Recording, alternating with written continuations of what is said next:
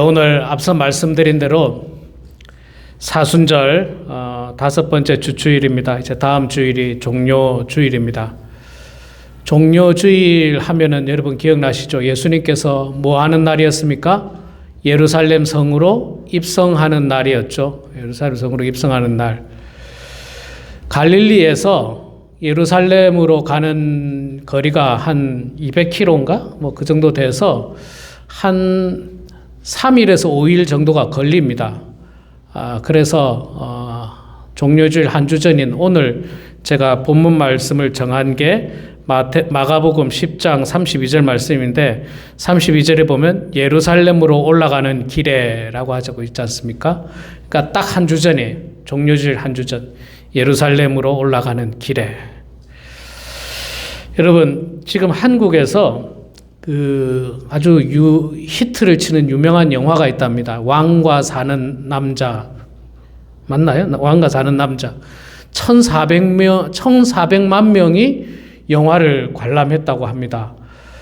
굉장히 재밌는 영화인가 봐요. 저도 보지를 못해서 말씀을 못 드리지만 보지는 못했지만 그 내용이 역사적인 내용이기 때문에 역사적인 배경은 제가 잘 알고 있습니다. 조선의 6대 왕이었던 단종의 이야기죠. 어린 단종이 숙부, 작은아버지인 숙부 수양대군에게, 나중에 수양대군이 세조가 되죠. 세조. 수양대군에 의해서 왕 자리에서 쫓겨나게 됩니다. 노산군으로 강등돼서 쫓겨나서 처음에는 유배를 가게 되죠. 강원도 영월 청령포로 유배를 갑니다. 유배를 갔다가 약 4개월 후에 죽게 됩니다. 아주 비극적인 역사적인 기록을 가지고 있는 그런 내용을 영화로 만들었는데 참 많은 사람들이 재밌게 보고 감동을 받는다고 합니다. 그 유배를 가서 그 마을, 지금으로 말하면 마을 이장이라고 하는 엄흥도라고 하는 사람을 만납니다. 이것도 역시 역사책에 다 기록된 내용이에요. 작가가 만든 게 아니라 엄흥도라는 사람이 만나는데 이 엄흥도라는 사람이 유배 온 사람이 누군지를 알지도 못하면서 잘해주려고 합니다. 잘해주는 이유가 뭐냐면 그 옆마을에서 어떤 사람이 유배를 왔는데 유배 온 사람이 모든 죄의 누명이 벗겨지고 다시 복직을 하면서 그 유배지 그 마을에다가 큰 복을 내렸다는 거예요. 선물을 주고. 그러다 보니까 엄흥도라는 사람도 지금 우리 마을에 이렇게 유배 오는 사람이 혹시나 똑같이 모든 누명이 벗겨지고 복직을 하면 우리 마을에 큰 상을 받지 않을까? 또 내가 한 자리는 차지하지 않을까? 하는 어떤 그런 내용이 들어있답니다.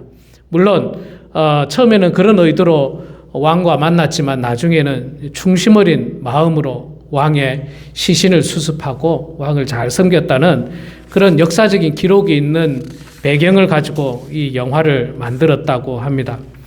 그 영화를 줄거리를 생각하면 오늘 본문 말씀과 좀 비슷한 것 같습니다. 지금 예수님께서 유배를 가는 건 아니지만 어디를 가고 있습니까? 예루살렘으로 가고 있습니다. 예수님께서 예루살렘으로 가시는 목적이 뭡니까? 우리는 잘 알고 있죠. 십자가에 죽으시려고 가는 거예요. 참 발걸음이 얼마나 무겁겠습니까? 단종이라는 왕이 강원도 영월에 소풍 가고 있습니까? 전혀 그렇지 않습니다. 죽으러 가는 거예요. 죽으러 가는 거예요. 왕의 자리에 쫓겨나서 강원도 영월까지 죽으러 갑니다. 그 한강길을 쭉 따라서 이렇게 무거운 발걸음이었을 거예요. 무거운 발걸음. 예수님의 이 발걸음도 사실은 무거운 발걸음이었음에도 불구하고 그러나 인간적으로 보면 무거운 발걸음이지만 그러나 예수님께서 영적으로 보면 이 발걸음은 온 인류를 구원하는 기쁨의 발걸음이에요. 사실은. 그래서 예수님께서는 제자들 앞에서 가서 성큼성큼 걸어가십니다. 제자들 앞서서. 32절에 그렇게 돼 있죠. 예루살렘으로 가는 길에 예수께서 그들 앞에 서서 가시는데 그들이 놀라고 따르는 자들이 두려워하더라. 그들은 왜 놀라고 두려워할까요? 예수님의 제자들과 추종하는 사람들인데 사실 이때는 이미 예수님의 제자들도 예수님이 종교 지도자들과 바리새인들과 대제사장들에게 미움을 받고 있다는 정도는 알고 있었어요. 미움을 받고 있었고 심지어는 그들이 예수님을 죽이려고 한다는 내용도 얼핏 소문을 들어서 알고 있었을 겁니다. 그래서 제자들 입장에서는 그 예루살렘으로 올라가는 길이 그렇게 편하지만은 않았어요. 뭔가 큰일 나지는 않을까. 그래서 그들은 놀라고 또 두려워했습니다. 자, 그래서 이제 그 올라가는 길에 있었던 그 에피소드, 이야기들이 오늘 우리가 읽었던 본문 말씀인데, 예루살렘으로 올라간다라고 했는데 실제로 올라갑니다. 왜 그러냐면 갈릴리는 지대가 낮아요. 해발이 아니라 해수면보다 좀 낮아요. 갈릴리가 굉장히 낮습니다. 갈릴리 호수가 상당히 낮아요. 제가 그때 성지순례 갔을 때도 기억하는데 막 위에서부터 한참 밑으로 내려가면 갈릴리 호수가 있습니다. 거기서 약 제가 알고 있기로 한 150m 정도 해수면보다 한 150m 낮은데, 예루살렘에는 해발 한 700, 800m 정도 되는 높은 곳이에요. 감람산이 있는. 그러니까 뭐 물리적으로 보면 올라가는 길이죠. 올라가는 길입니다. 그리고 앞서 말씀드린 대로 걸어서 한 3, 4일 정도 혹은 5일 정도 걸리는 길이니까 더운 날씨에 이게 참 물리적으로도 이 걸음이 이 가벼운 발걸음이 아니라 힘겨운 발걸음입니다. 그럼에도 불구하고 예수님께서는 이 길이 온 인류를 구원하는 길이라는 사실을 알기 때문에 성큼성큼 그 걸음을 재촉하고 있습니다. 예수님께서는 이미 다 알고 계셨습니다. 내가 지금 가고 있는 이 길이 고난의 길이요, 결국에는 십자가의 길이라는 사실을, 사람들이 예수님을 향하여 조롱할 것이고 침뱉을 것이고 채찍질을 할 것이고 결국에는 죽임을 당한다라고 예수님께서는 잘 알고 있었습니다. 그러나 예수님은 그 길을 멈추지 않으셨습니다. 당당하게 걸어가셨습니다. 고난의 길이라는 거 알면서도, 죽음의 길이라는 거 알면서도 그는 당당하게 걸어갔습니다. 우리는 많은 경우 고난을 피하려고만 합니다. 제발 고난이 안 왔으면 좋겠다고 생각합니다. 저 역시도 믿음이 연약하여서 할 수만 있다면 고난이 하나님 저에게 안 오면 좋겠습니다. 그런데 성경 말씀을 통해서 보면 고난을 통해서 우리가 영광을 받거든요. 고난을 통해서 우리 믿음이 굳건해지거든요. 고난을 통해야만 우리에게 더 큰 은혜와 축복이 임한다는 거 알면서도 불구하고 여전히 고난을 두려워하고 있는 제자들의 모습과 우리의 모습은 그렇게 다르지가 않습니다. 자, 그렇게 걸어가고 있는데 예수님의 제자인 두 사람이 예수님에게 질문을 합니다.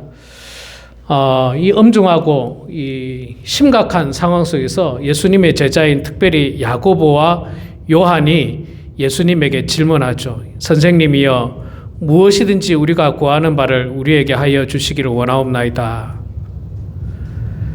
그랬더니 예수님께서 너희가 무엇을 하여 주기를 원하느냐 여짜오되 주의 영광 중에 우리를 하나는 주의 우편에 하나는 좌편에 앉게 하여 주옵소서. 자, 이게 이제 참 예수님의 모습과 야고보, 요한의 모습이 정말 대비되는 장면이에요. 정말 대비되는 장면입니다. 말씀드린 대로 예수님은 고난의 길을 가시고 십자가에서 죽을 길을 가고 계시는데 이 야고보와 요한은 형제입니다. 두 사람은 형제예요. 세베대의 아들 야고보하고 요한 둘 다 형제입니다. 그런데 예수님에게 이런 말을 합니다. 우리가 예수님을 위해서라면 뭐든지 하겠습니다. 뭐 시켜만 주십시오. 그랬더니 예수님께서 너희들이 무엇을 하여 주기를 원하느냐? 하나는 주의 우편에 하나는 주의 좌편에 앉게 하여 주시옵소서. 그렇게 이야기합니다. 예, 우리 권사님 셀폰, 현주 권사님 셀폰 같아요. 조금 꺼주시면 감사하겠습니다. 그런데 이 똑같은 본문이 있잖아요. 똑같은 본문이 마태복음에 보면 어떻게 표현이 되어 있느냐면 이렇게 되어 있습니다. 마태복음 20장 20절과 21절에 보면 그때 같은 내용입니다. 같은 본문이에요. 그때 세베대의 아들의 어머니가, 세베대의 아들은 야고보와 요한입니다. 세베대의 아들 어머니가, 야고보와 요한의 어머니가 그 아들들을 데리고 예수께 와서 절하며 무엇을 구하니? 예수께서 이르시되 무엇을 원하느냐? 이르시되 나의 이 두 아들을 주의 나라에 하나는 주의 우편에 하나는 주의 좌편에 앉게 명하소서. 마태복음에서는 그 야고보와 요한의 어머니가 말했다, 그렇게 표현하고 있습니다. 그래서 뭐 누가 말했는지 사실 중요하지 않고요. 저는 이렇게 이 본문을 두 가지를 싹 비교를 해보다가 그런 생각을 해봤어요. 아마도 야고보와 요한이 35절은 야고보와 요한이 말한 것 같아요. 35절은 야고보와 요한이 주께 나와 여짜오되 선생님이여 무엇이든지 우리가 구하는 바를 우리에게 하여 주시기를 원하옵나이다. 그랬을 때 예수님께서 너희에게 무엇을 하여 주기를 원하느냐 했을 때 37절 말씀은 아마 어머니가 나선 것 같아요. 그 옆에 같이 있던 야고보와 요한의 어머니가 나서서 주의 영광 중에 우리를 하나는 주의 우편에 하나는 주의 좌편에, 다시 말해서 한 아들은 주의 우편에 한 아들은 주의 좌편에 앉게 주시옵소서. 이게 이제 우리 한국의 아주 속된 말로 부모님의 그 치맛바람이라고 하지 않습니까? 치맛바람. 자식을 위해서라면 부끄러움을 마다하지 않고 나서는 우리 어머님들의 이 모습, 뭐 이게 남의 모습입니까? 우리의 모습이죠. 우리의 모습이죠. 사실 우리의 모습입니다. 저의 모습이고 여러분의 모습입니다. 자식이 잘 되고자 하는, 어쩌든지 좀 잘 됐으면 하는 뭐 부모의 마음인 거는 이해합니다. 그래서 예수님께서 그 일에 대해서 꾸짖지는 않으세요. 뭐 부모의 마음이니까.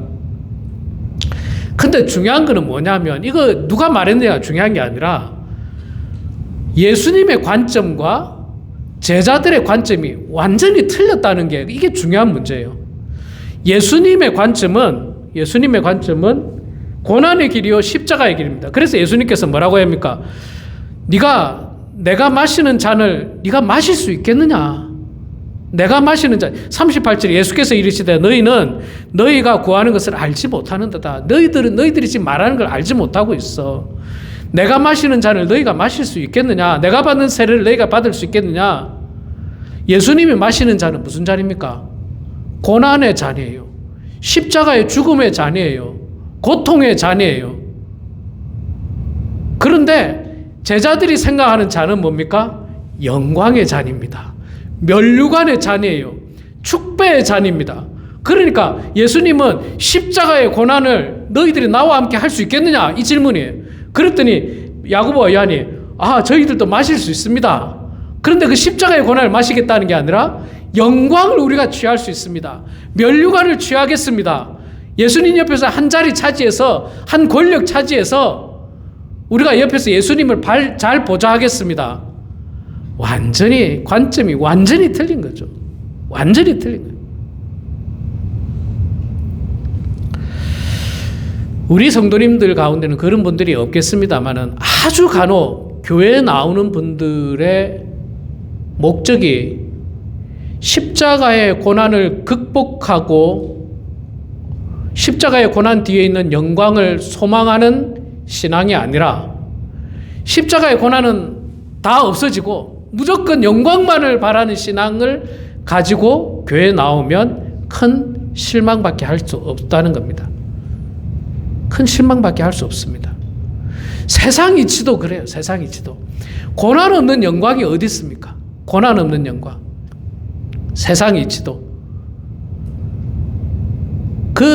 산 정상의 아름다운 경치를 구경하기 위해서는요, 산 정상까지 올라가는 땀의 노력이 있어야 됩니다. 이런 노력 없이 정상의 그 아름다운 뷰를 어떻게 봅니까? 볼 수가 없어요. 뭐 여러 번 말씀드리지만 금메달을 따려면 죽기 살기로 연습하고 훈련해야 됩니다. 죽기 살기로 뼈가 부서져라 연습하고 훈련해야 됩니다. 그래도 금메달을 딸깍 말깍해요. 딸깍 말깍. 심지어 여러분 세상 비즈니스도 마찬가지예요. 열심히 해야 됩니다. 아침 일찍부터 저녁 늦게까지 열심히 해야지 비즈니스가 성공할 수 있지. 그냥 뭐 계속 놀고 즐기고 그래가지고 비즈니스가 성공하길 바라는 거는 이거는 이 좋은 모습이 아닐 뿐만 아니라 그래가지고 비즈니스 성공하기는 대단히 어렵습니다. 그런데 안타깝게도 이 그 야고보와 요한은 예수님에게 겁 없이 우리가 이 잔을 마실 수 있습니다. 마시겠습니다. 마시겠다라고 말은 했어요. 예수님은 분명히 십자가의 잔이었고 고난의 잔이었고 심지어 죽음의 잔이었습니다. 그런데 이들은 잘 알지 못하고 마실 수 있습니다. 그랬어요. 근데 참 재밌는 사실은 이들이 이제 나중에 예수님께서 그 고난의 잔에 대해서 설명하기 이전에 지금 뭐 섣불리 나서서 내가 그 잔을 마실 수 있겠습니다라고 했잖아요. 죽음의 잔, 십자가의 잔.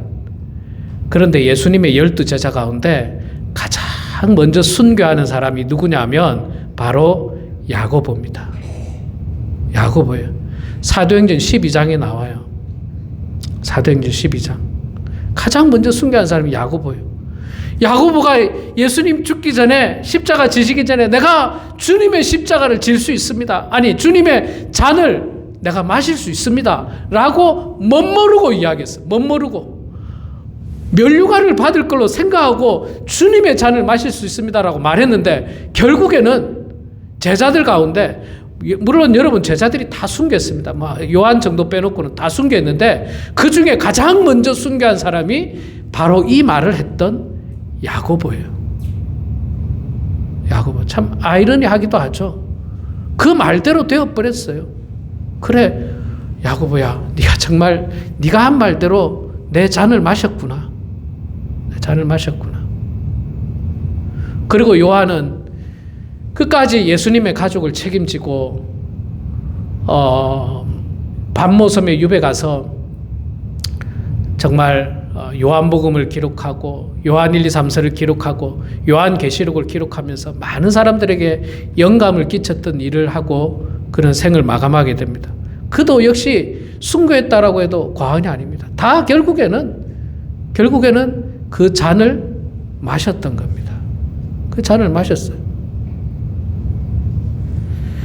요즘 한국에 그 신학교에 신학생들이 많이 줄었다고 합니다. 제가 들어갈 때만 해도 90년대 중반에만 해도 있잖아요. 우리 장신대는 들어가려면 정말 힘들었어요. 정말 힘들었어요. 공부를 보통 해가지고 안 돼요. 그때 당시 보통 7대1 정도의 경쟁률이었어요. 뭐 재수는 기본이고 뭐 삼수 사수하는 일이 비일비재했습니다. 왜냐하면 이제 장로교 통합 측의 이제 최고의 학교는 이제 그 학교니까. 근데 요즘은 뭐 제가 그 보니까 그나마 장신대 같은 경우는 1.5대1 정도 아직도 그래도 미달은 아니더라고요. 근데 다 뭐 중소교단 신학교들은 전부 미달이에요. 전부 미달이에요. 여러분 미국에 있는 뭐 한인 신학교들 있잖아요. 들어가는데 시험 안 봅니다. 아무 데도 시험 안 봅니다. 다 들어갈 수 있어요. 다 들어가는 정도가 아니라 장학금으로 돈까지 다 되죠. 진짜입니다. 대부분의 미국에 있는 한인 신학교들, 뭐 미국에 있는 뭐 유명한 뭐 미국 신학교들은 그렇지 않습니다만, 그 왜 그러냐면 교단을 성장시키려면 목사가 있어야 되지 않습니까? 목사가 세워지면 나가서 교회를 개척하고 교회가 많아지고 그래야지 교단이 운영이 되니까 교단에서 다 스칼라십을 줘요. 많은 경우. 그래도 없어. 그래도 신학생이 없어요. 자, 없는 와중에 신학교를 졸업하잖아요. 신학교를 졸업하면 이제 졸업할 때 돼서 목사 안수를 받기 전에 이제 교회로 청빙을 받아가지 않습니까? 참 놀라운 사실은 목사들도 지방으로 안 간대요. 지방으로 안 간대요. 특히나 시골 이런 데는요, 죽어도 안 간다는 거예요. 죽어도. 무슨 강원도 영월로 유배 가는 것처럼 아무도 안 간다는 겁니다. 무조건 서울, 경기. 할 수만 있으면 대형교회. 대형교회. 그들은 예수님의 잔을 고난의 잔으로 생각하지 않고 면류관의 잔으로 생각하는 거예요. 교회 목사를 하면서 면류관을 받아보겠다는 거예요. 면류관을. 영광을 받아보겠다는 거예요. 지금 본문에 나오는 야고보와 요한처럼 예수님 마실 수 있습니다. 내가 예수님 등에 업고 면류관 좀 써볼게요. 큰 교회 가서 부목사 해가지고 적당히 잘 열심히 해서 또 좋은 교회 청빙받아서 내가 담임 목사로 가지요. 그래서 요즘은요, 시골 작은 교회 가는 목사님들이 그 인기가 없는 곳을 가서 그렇게 시골 작은 교회 간 목사님들이 뉴스에 날 정도예요. 막 인스타그램에 나오는 목사님들을 보면 시골의 작은 교회, 성도 3명, 4명밖에 없는 교회 갔다. 이게 뉴스가 되고 이슈가 됩니다. 왜? 아무도 안 가니까. 아무도 안 가니까. 야고보와 요한은 똑같아요. 여러분, 야고보, 요한만 그런 게 아니에요. 보세요. 여기 본문에 보면 41절에 10 제자가 듣고 야고보와 요한에 대하여 화를 내거늘. 12 제자가 옆에 10명의 제자가 듣고 있다가 사실 성숙한 제자라면 베드로와 요한을 불러서, 야, 너희들 지금 예수님께서 이 고난의 길을 가고 어쩌면 죽을지도 모르는 이 엄중한 시기에 뭐 옆에 한 자리 하게 해달라고, 권력 있는 자리 해달라고 그 말이 되느냐라고 꾸짖어야 되는데 불구하고 꾸짖지 않고 10 제자가 야고보와 요한의 대화를 듣고 나서 화를 냈습니다. 왜 화를 냈습니까? 아니, 그 사람들 야고보와 요한만 한 자리하고 나는 그냥 자리가 없는 거야 자꾸. 야고보와 요한 저들끼리 주의 오른편에 주의 왼편에 한 자리하고 나는 저 밑에 자리에 하라는 거야? 그러면서 화를 내는 거예요. 자, 다른 말로 하면 무슨 말일까? 10 제자도 똑같다는 거예요. 똑같아요. 전혀 다르지 않습니다. 그들도 말하자면 왜 화가 났냐면 선수를 놓쳤어. 선수. 먼저 말 꺼내는 걸 놓쳐버렸어. 내가 먼저 말했어야 되는데. 내가 먼저 말해서 내가 예수님 오른편에 내가 있어야 되는데, 왼편에 내가 있었어야 되는데, 내가 말하는 걸 늦어버렸어. 이거 미적미적거리다가 늦어버렸네. 이 얼마나 어리석고 안타깝습니까?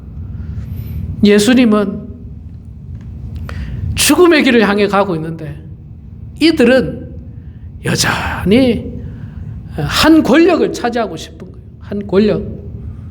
한 권력을 차지하고 싶은 거예요. 권력이 참 무섭습니다. 권력이 너무나도 무서워요. 자, 그러고 나서 이제 예수님께서 설명합니다. 어리석은 제자들에게 정말 복음이 뭔지, 하나님의 백성이 뭔지, 으뜸이 된다는 게 뭔지, 큰 사람이 된다는 게 뭔지 제대로 예수님께서 말씀해 주고 있습니다. 43절에 보면 너희 중에 누구든지 크고자 하는 자는 너희를 섬기는 자가 되고, 크고자 하는 자는 섬기는 자가 돼야 된다. 군림하는 자가 아니라는 거예요. 높은 자리에 오르는 자가 아니라는 겁니다. 너희 중에 누구든지 으뜸이 되고자 하는 자는 모든 사람의 종이 되어야 하리라. 종이 되어야 하리라. 여러분, 종이 된다는 게 얼마나 인간적으로 보면 비참하게 보입니까? 머슴이 된다는 것, 노예가 된다는 것, 종이 된다는 것. 내가 저 사람을 위해서 종이 되어주는 것, 저 사람을 위해서 심부름도 해주고 이것도 해주고 저것도 해주고 종이 된다는 것, 인간적으로 보면요 대단히 비굴한 모습일지 모릅니다. 그런데 예수님께서는 너무나도 역설적이게 만약에 큰 사람이 되고자 한다면, 으뜸이 되고자 한다면 그 사람들의 종이 되어야 한다. 종이 되어야 한다. 기가 막힌 예수님의 말씀이에요. 정말 기가 막힌, 너무나도 따르기 어려운 예수님의 말씀이에요. 그러나 진리의 말씀입니다. 진리의 말씀이에요. 진리의 말씀입니다. 목회를 한다는 것은 하나님의 종이 될 뿐만 아니라 성도를 섬기는 종의 모습이어야 된다고 생각합니다. 성도를 섬겨야 돼요. 성도의 불편한 점은 없는지, 어려운 점은 없는지, 뭐가 필요한지, 어떻게 도와줄 수 있는지, 그것을 저버리고 군림하는 자리에만 있겠다면, 대접받는 자리에만 있겠다면 목사로의 자격이 없습니다. 큰 자가 될 수 없습니다. 으뜸이 되는 자가 될 수 없습니다. 그야말로 대단히 불행한 사람일 수밖에 없습니다. 예수님께서 너무나도 멋있는 말을 했어요. 43절과 44절 말씀에 크고자 하느냐? 그러면 모든 사람의 너희를 그 사람들을 섬기는 자가 되어야 하고, 으뜸이 되고자 하느냐? 그러면 그들의 종이 되어야 한다. 예수님 말 잘하네. 예수님 그렇게 하셨습니까? 예수님 그렇게 하셨습니까? 하셨죠.